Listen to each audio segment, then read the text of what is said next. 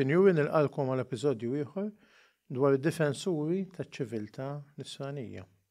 U llum ħan nitkellmu dwar Rodrigo Díaz del Vivar, il-famuż El Cid, l-eroj nazzjonali ta' Spanja. Nibdew bil-ġrajja billi nirrakkuntaw l-invażjoni u l-konkwista ta' Spanja min-naħa tal-Mori. L-Afrika ta' fuq kienet provinċja nisranija, kienet waħda mill-iktar knejjes ħajjin, però bej is-sena 650 u s-sena 705 l-Afrika ta' fuq kollha ġiet invaduta u konkwistata mill-Musulmani.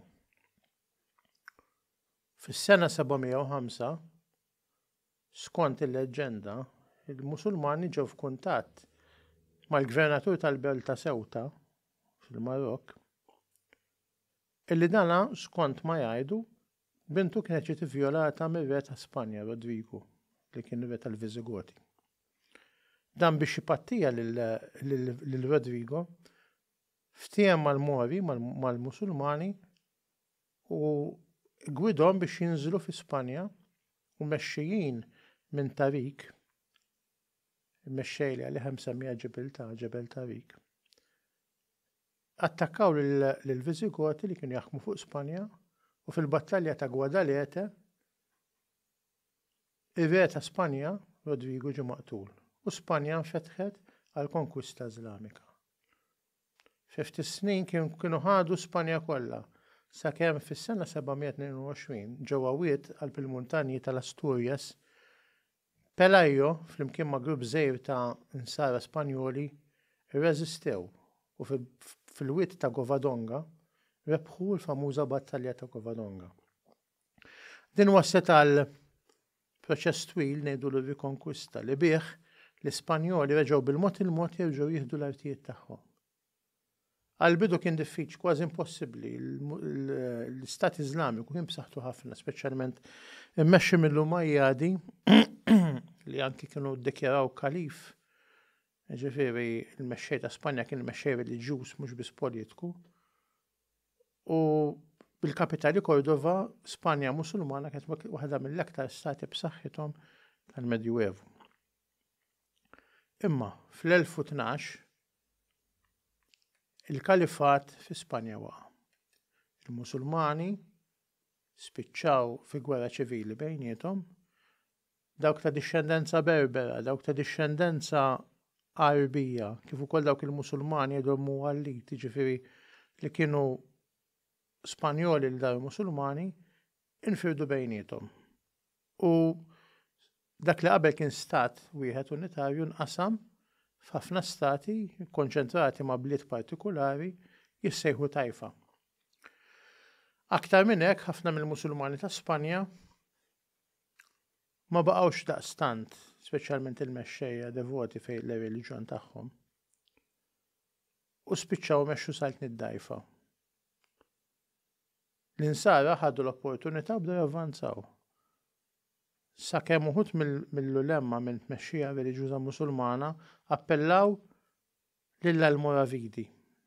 L-Almoravidi kienu ngħidu setta Iżlamika, illum ngħidulhom fundamentalisti, xi ħaġa li fenomenu li narawh minn żmien għal żmien fil-Lvant Nofsani. Illi dawn bdew moviment ta' konkwista u bdew jaħkmu ħanajdu hekk javvanzaw sakemm ħadu prattikament l-Afrika ta' fuq kollha. Għal-ħabta tal-1070 l-Almoravidi niżlu fi Spanja. Għal-bidu marru bħala alleati tal-mexxejja Musulmani li kif edna kienu maqsumin fit-tajfa. Għal-bidu kienu bħala alleati, ma minn alleati spiċċaw jaħkmuhom. Wieħed mill-mexxejja, l-mexxej Musulman ta' Sivilja kien qal għandi żewġ għażliet. Jew nira l-qżieqes taħt Kastilja, jew nira l-ġmula taħt l-Almoravidi. Ħajkolli nagħżel l-inqas li hija indenja ħanajdu hekk. Nira l-ġmula. Fil-fatt spiċċa nkatenat u meħud fil-Marokk bħala priġunier. F'dan il-perjodu jitfaċċa l-akbar kavallier li qatt kellha Spanja. Rodrigo Diaz de Vivar, il-magħruf El Cid, li dan twilet madwar l-1043. Huwa wieħed mill-aktar figuri leġendarji ta' Spanja, wieħed mill-eroji ewlenin tal-Medjuevu mhux biss ta' pajjiżu imma li ismu dewa mal-Ewropa nisfenja kollha. Huwa twilet fir-Renju Nobli ta' Kastilja li llum parti minn Spanja. Li sem El Cid ġej mill-kelma Arbija Said, jiġifieri Mgħallem. U fil-fatt kif ħanaraw ġimgħat lilu mill-istess Musulmani li xi drabi kien jiġġieled magħhom kontrihom, xi drabi kien ukoll alleat tagħhom. Però li żgur li kien rispettat mhux biss mill-insara ma anke mill-istess Musulmani matul ħajtu kollha. Fil-bidu ta' ħajtu Rodrigo kien mgħallem fil-ħiliet ta' gwerrier. U offra s-servizz tiegħu li Re Ferdinandu l-ewwel ta' Leon u Kastilja. Mal-mewt ta' Ferdinandu fl-1065 is-saltna tiegħu kienet maqsuma fost uliedu. U dan wassal sabiex ikun hemm konflitt interni. Ġifieri l-insara bdew jġillu bejniethom, speċjalment dawk ta' Leon, ta' Kastilja kif ukoll ta' Galissja. Ta' kien hemm tliet aħwa bdew jimpjekaw jġillu bejniethom. El Cid kiseb hawnhekk f'dan il-perjodu ta' taqbid anke ma' salt noħra jidu ta' Aragona, kellu numru ta' taqbidiet u hawnhekk kiseb fama bħala gwerrier kapaċi tant li meta kien hemm ir-Re Sancho t-tien ta' Kastilja ingħata t-titlu ta' Campeador, jiġifieri dak li jmexxi fil-kamp tal-battalja. Illum ngħidu l-ġeneral, il-vor kien għadu żagħżugħ kellu xi 20 sena. Barra minn hekk kellu l-fama ta' bniedem devot, pjetus u ġenerus. Hemm leġġenda li tajt li darba raġel Lebrus waqaf il-ħama u kienet jereq. U kulħadd beda jibża jinżel għalih u jsalvah għax beża li ħajimrad bil-marda tiegħu. Imma Rodrigo niżelu, refaw minn hemm u salvalu ħajtu. Skont il-leġġenda matul il-lejl derlu Ġesu għallu li hu kien dak il-Lebrus u ta' dan il-ġess ġenerus ismu ħajkun imbierek ma' Spanja kollha. Ftit ta' żmien wara il-Sultan Re Sancho inqatel u l-lealtà ta' Rodrigo ġiet kontestata speċjalment meta huwa stess beda juri ċertu dubji fuq il-Re ġdid fuq Sancho, ġifieri Alfonso ta' Leon u Kastilja. Tant li spiċċa eżiljat u tkeċċa u kellu jitlaq minn Kastilja u jmur jgħix fl-eżilju. Hekk kif kien sejjer fl-eżilju, Rodrigo kien telaq mill-belt ta' Toledo u ta' Burgos, skużawni. Rodrigo waqaf jitlob quddiem xbieħ tal-Madonna u n-nies bdew jgħidu x'għaddej tajjeb, mhux li kien kellu sit tajjeb. F'dan iż-żmien Rodrigo kien iżżewweġ waħda nobli isma' Ximena u kellu ukoll 3 tfal, tifel u 2 tibniet. Issa fl-aħħar dan huma importanti dak li karat x'hemm tfal tiegħu. Matul l-eżilju tiegħu El Cid offer servizz tiegħu lil diversi ħakkiema Musulmani u nsara. U sar famuż fil-ġlidiet billi kien jiġġieled żewġ naħat speċjalment għal ċertu sultan ta' Sevilla jismu Al-Mutamin, li kien dana kien bniedem intelligenti ħafna, Al-Mutamin kien matematiku u li mill-lider u El Cid kienu saru ħbieb, għalla volja u kien Musulman kien nisrani. Saħansitra defenda lil dan is-sultan saħansitra kontra is-Saltna ta' Aragona. Tant kien rispettat li l-istess Musulmani li kienu fl-armata tiegħu u anke mbagħad l-insara kienu jsejħulu El Cid, El Said, is-Sid, is-Sinjur. Sa tant kif spjegajna qabel tfaċċat l-invażjoni tal-Almoravidi, li kienu moviment reliġjuż fundamentalista mwaqqaf minn Jusuf ibn Taxfin u inizjalment kienu bdew jħolqu riforma stretta biex jippurifikaw l-Iżlam, l-prattiċi reliġjużi Iżlamiċi sew fl-Afrika u anke f'Ispanja. Sa s-sena 1075 u ma kienu espandew f'san-nofsinhar ta' Spanja fej kellhom rol sinifikanti billi bdew iwaqfu l-avvanzata tal-insara.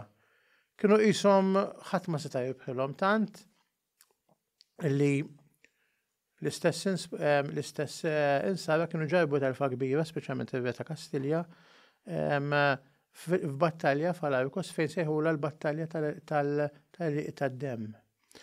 Għaliex tant kien jinxtera d-demm u nqatlu nies.